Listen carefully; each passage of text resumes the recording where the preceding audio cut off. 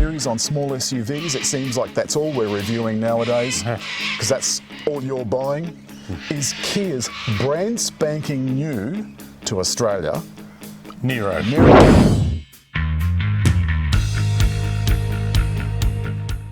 The Niro is nearing the end of its product life. So it's been out in Europe and Korea for some while. So there's about 12 months left to run in the product cycle. So this has already been facelifted. We're getting the facelifted model. There's several different models. There's 3 drivetrains, all of which are front-wheel drive. There's a hybrid, yes, which I would call a mild hybrid. It's very much a mild hybrid. A plug-in hybrid, which has a little more battery life, but no more power. And the piece de resistance, David, is the Electric vehicle. Pure electric, and that means that it's got a 64 kilowatts? 64.7, I think. 4.7 kilowatt battery, and it's 450 kilos worth of battery. That's a lot of battery. And it's also a lot of cost, but it's lithium ion polymer something. I don't know what it means, but it's forcing me to believe it. There's a few interesting things I want to point out about the front of this car, namely the grille, which is solid. This still has the old Kia badge, which they pointed out at the launch just now. What they said was that Cerato, it's only right, should be the one to carry the flag for the brand new badge. When the new one of this comes out in 12 months' time, it'll have the new badge too. I quite like the new badge. I think it looks pretty good. I am not all that fussed on this colour, I've got to say. It's the sort of bronzy colour. It just takes me back to the trips of the 70s. I think the Suzuki looks better in that bronze colour. And it's a bronzier bronze too. Bronze. Now, let's have a quick sticky beak around the back. The back end is, because this isn't a brand new Kia, the entire design looks a little bit last generation Kia. It's not modern like Seltos. Now, interestingly, this is about the same size as Seltos, and also about the same size as Hyundai's Kona.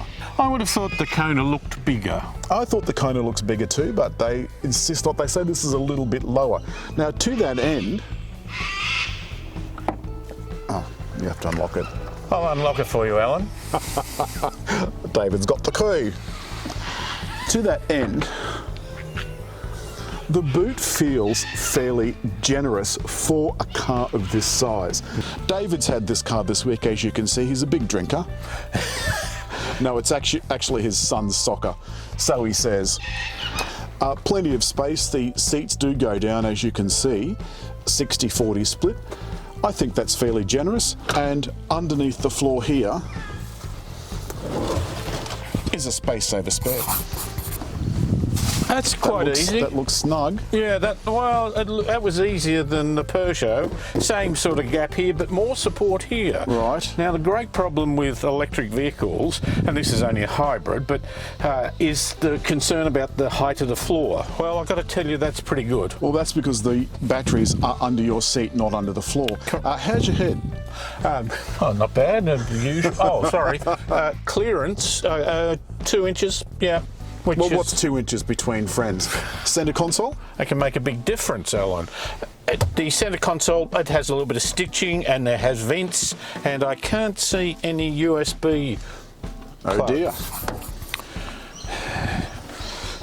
A little bit more traditional in front of the driver, although still a lot of more digital stuff coming through. But the thing is, the screen is incorporated in the fascia. It's not sticking up like dogs, not sticking up. I like that. I think it's got a nice sort of blend and balance to it. And over here are the safety gizmos, blind spot monitoring, lane control and so forth. And a semi-digital dash? Yes. In the middle there, we've got, now Alan, sorry, I said we'll turn it on. It is, of course, in this base model, it's got a key. I haven't seen one of those since the 12th century. Now, you're going to ask me how to get it out. No, I'm not, because that's the Peugeot key.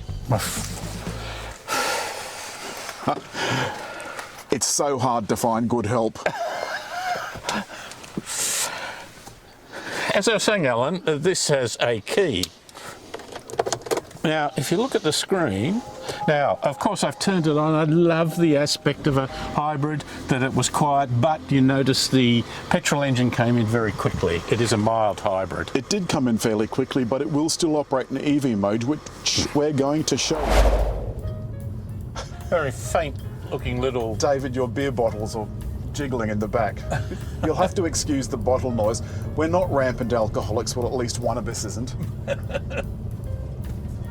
Now, going up this very steep hill, I actually feel like this has got quite a lot of torque. One thing I do want to point out, though, is that unlike all other Australian Kias, this one is not tuned by Kia's tuning expert, Graham Gambold. And you can absolutely feel it. Yep. But the ride is fairly good. It is a little bit noisy. Kia has been very clever about dipping their toes in the water with something that is at the end of its product life. They did the same thing with Picanto. Nobody expected Picanto to take off, and you know, they put it on, boom, it's now the top seller in the segment. So this will be directly up against Kona Electric. This has a 430 kilometre range. The EV does. The EV does, yes. yeah. And Kona has 480, I think. I'm not sure why there's a difference. And they're about QE price-wise? Yeah. I think the EV of this one, the base model, 62,000, and the top of the range, 65. Right. I think the Kona's about 60,000 to 65,000. Right. But I find the fact that this has got a DCT to be preferable for me for... Might do a U-turn right. and go back. Is my preference... To a CVT. To a CVT, yeah. You can certainly feel it. Kia made a point of saying that there was a certain amount of sportiness to it.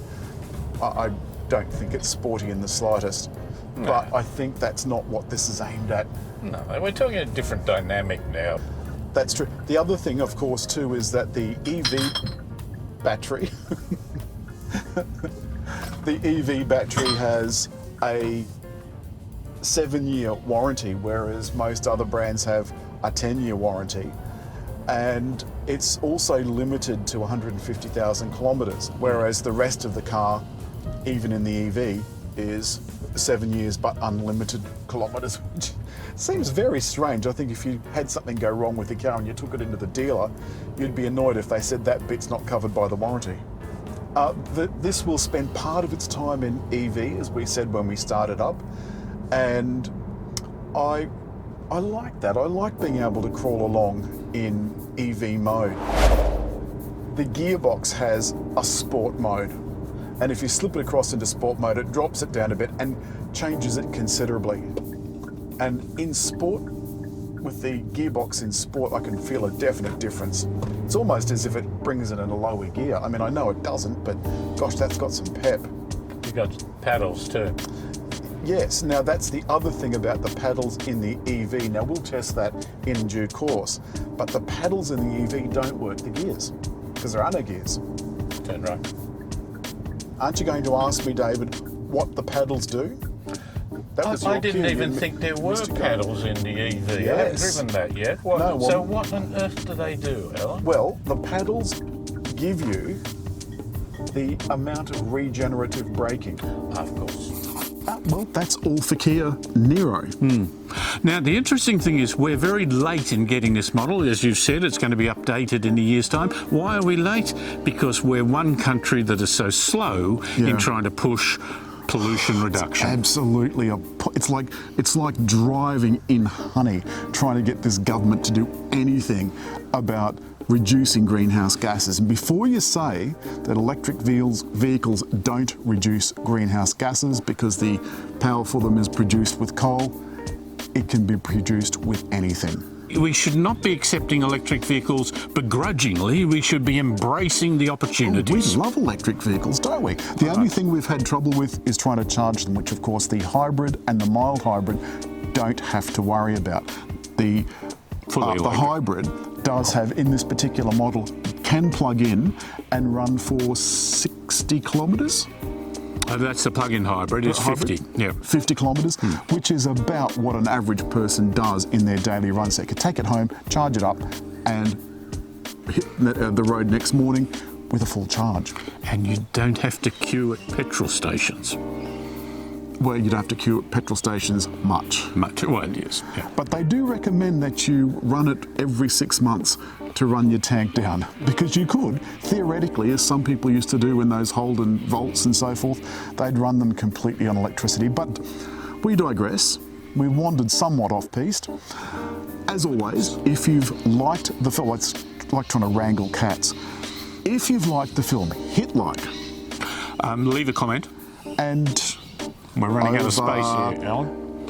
There, I'll put it in front of your face. That's probably best for the video. To subscribe.